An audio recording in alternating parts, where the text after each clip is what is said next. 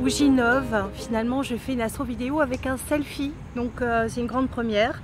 Alors c'est super drôle, d'ailleurs j'ai des admirateurs en face qui me regardent avec la perche dans la main d'un côté et puis les feuilles de l'autre. Alors vous voyez, nous sommes au lac du Bois de Vincennes, vous savez que j'aime beaucoup cet endroit et donc aujourd'hui c'est Sève des Brouilles. Alors on va parler des aspects marquants de ce 7 juin 2016 qui sont vraiment intéressants et durs en même temps. Disons que les difficultés ouvrent sur une promesse et on va dire que cette promesse va permettre d'arranger beaucoup de choses.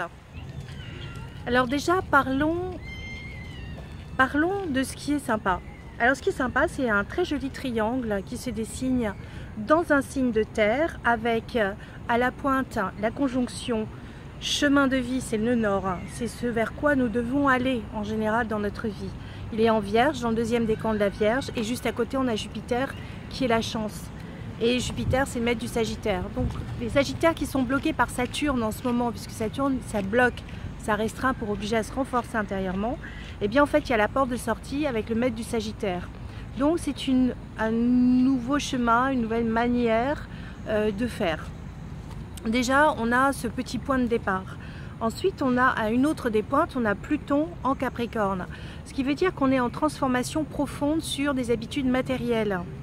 Et puisque le Capricorne c'est un signe de terre, mais c'est aussi un signe de dépouillement. C'est la petite biquette qui monte toute seule en haut de la montagne. Donc elle va y arriver par elle-même. Ça veut dire qu'il y a une transformation matérielle qui ne vient que par vos propres efforts et votre discernement. Ensuite, on a à une autre des pointes, on a Mercure dans le signe du Taureau.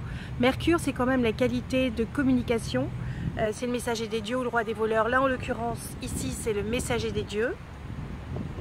Et donc, il va vous donner une profondeur d'analyse, de point de vue, pour vous amener à prendre des négociations et à, j'allais dire, changer vos habitudes, mais aussi négocier, reporter des délais et vous devriez normalement pouvoir arriver à tirer votre épingle du jeu grâce à une réflexion cérébrale qui vous amène une grande transition. Donc ça c'est ce premier triangle en signe de terre. On a un autre triangle qui lui cette fois-ci a lieu en signe d'eau. Alors en signe d'eau, je vais commencer par le signe du Cancer puisque c'est Cancer, Scorpion, Poisson.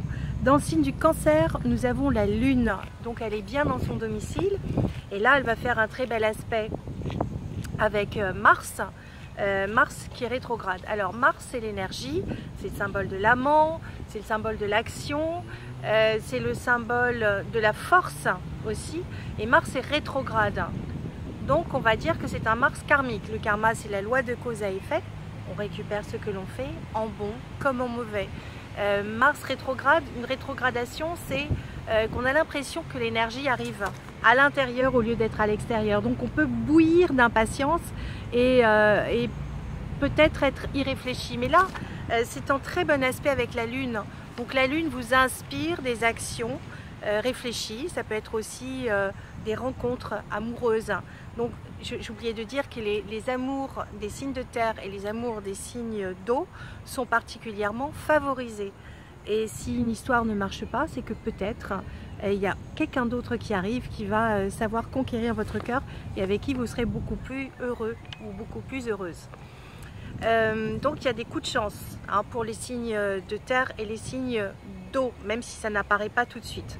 Donc on a cette Lune en Cancer, Mars rétrograde en Scorpion, et puis on a Neptune qui va être là pendant plusieurs années dans le signe du Poisson, bien dans son domicile, ça arrive quand même tous les 160 ans.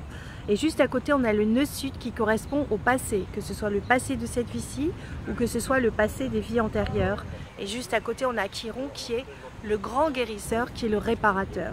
Donc il y a un retournement de situation à prévoir, favorable, qui vous inspire, vous les signes d'eau et les signes de terre, et qui vous permet de concrétiser les choses avec une transformation positive sur le plan matériel pour vous, les signes d'eau.